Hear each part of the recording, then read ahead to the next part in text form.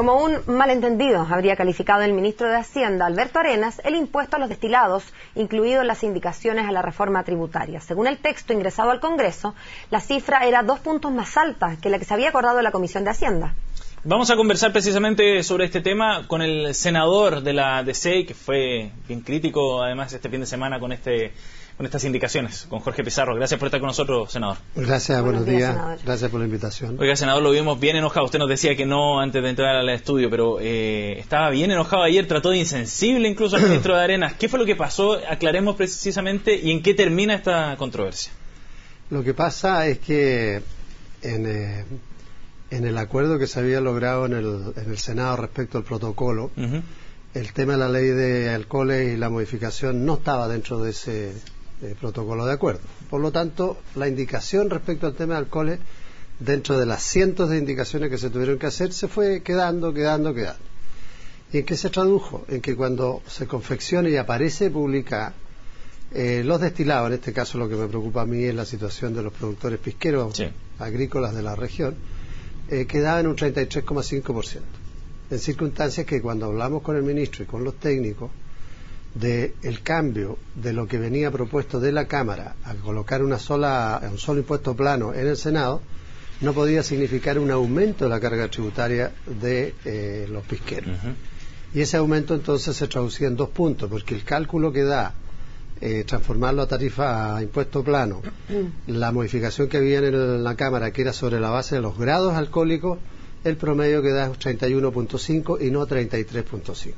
Eso fue lo que generó el reclamo que yo hice y por supuesto que planteé ayer mismo que se tenía que corregir porque no era lo que habíamos conversado. Esto además, como tú bien decías antes, nosotros estamos en una situación de mucha sensibilidad. En la región tenemos 10 años de sequía, la situación agrícola está mala, hay problemas graves, ha aumentado el desempleo, la gente nuestra que son pequeños agricultores, los productores pisqueros son pequeños agricultores, de 3 hectáreas, 5 hectáreas, organizados en cooperativas, o sea, hay todo un cuento además con el pisco, que es un producto que es patrimonio del país, que tiene denominación de origen, que tiene exigencias de fabricación. No cualquiera puede hacer pisco y este se tiene que hacer de determinada manera. Compite además con destilados importados que son subsidiados en sus países, entonces nunca tuvo ningún objetivo el cargarle la mano a este sector porque lo iban a dejar en peor situación y en eso había acuerdo con la Presidenta y con el propio ministro. Senador, usted hablaba de una situación de sensibilidad y yo quiero remitirme a eso, pero no solamente en el caso del pisco y la sequía como lo circunscribió usted, sino que de una sensibilidad general al interior de la nueva mayoría. A mí por lo menos me llamó mucho la atención verlo a usted, que siempre ha sido como bien ordenado en la democracia cristiana y con los programas de la Presidenta, verlo tan enojado, como sin darle el beneficio de la duda al ministro.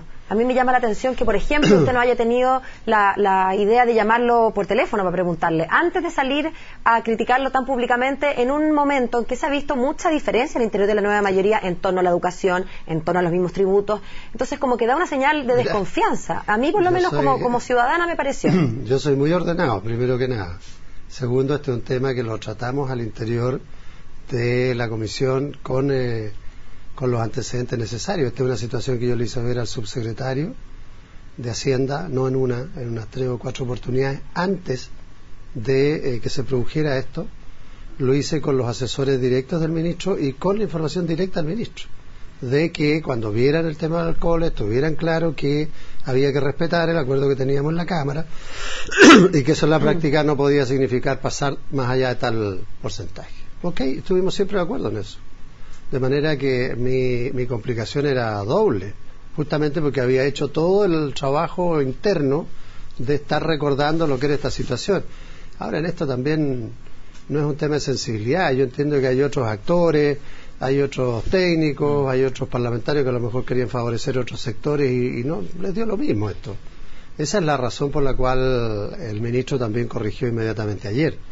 Porque yo debo reconocer que es raro que un ministro a uno lo llame a decirle, oye, mira, sí, cometimos un error, lo arreglamos. Por mucho que haya sido efectivamente un error. O sea, ¿usted cree que el ministro corrigió? No es que se haya tratado de un error de copia. No, el ministro corrigió el error.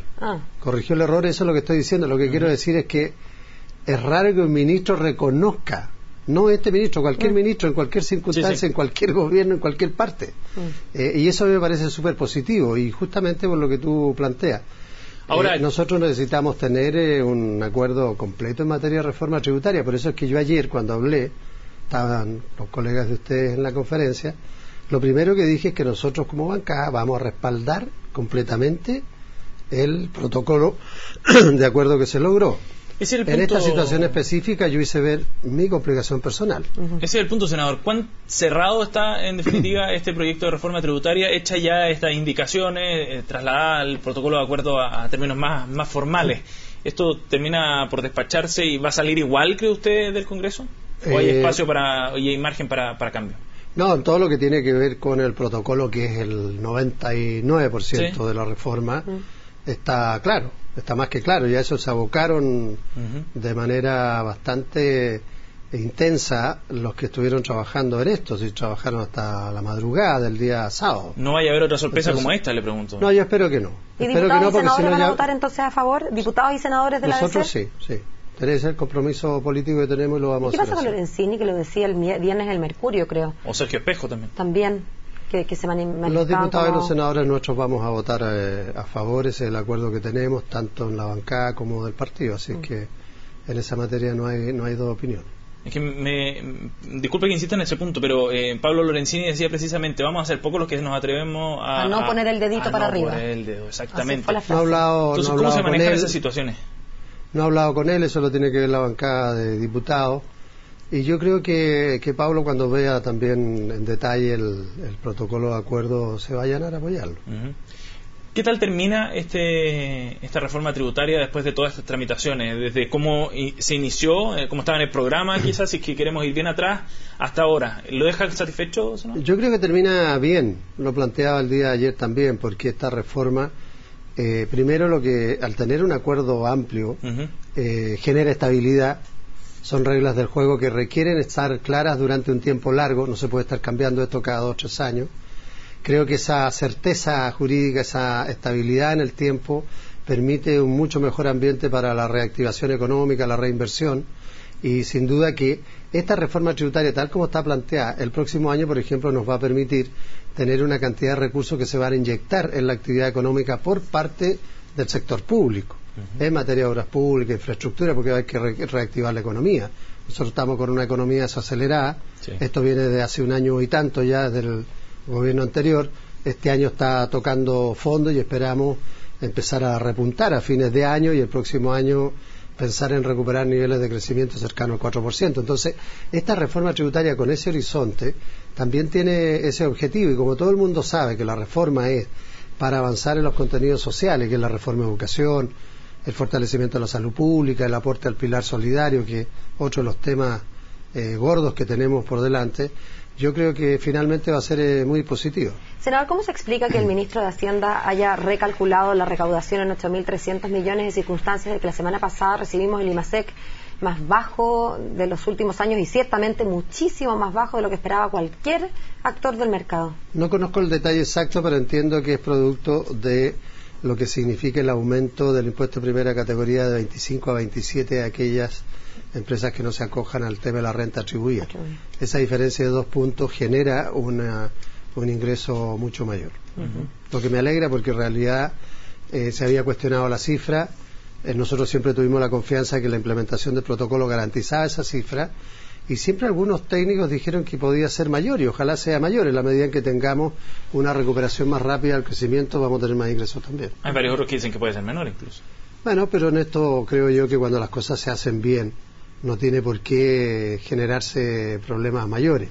Esta, además, política anticíclica nosotros ya la experimentamos el año 2008-2009 con la crisis financiera. La hizo la misma presidenta Bachelet, y eso fue lo que permitió que Chile capeara ese temporal que en otras partes fue devastador. Senador, le agradecemos su visita a CNN Chile para aclarar el punto, y vamos a ver qué es lo que pasa ahora con la discusión en el Congreso. Gracias a usted. Muchas gracias. Que tenga un buen día. Gracias.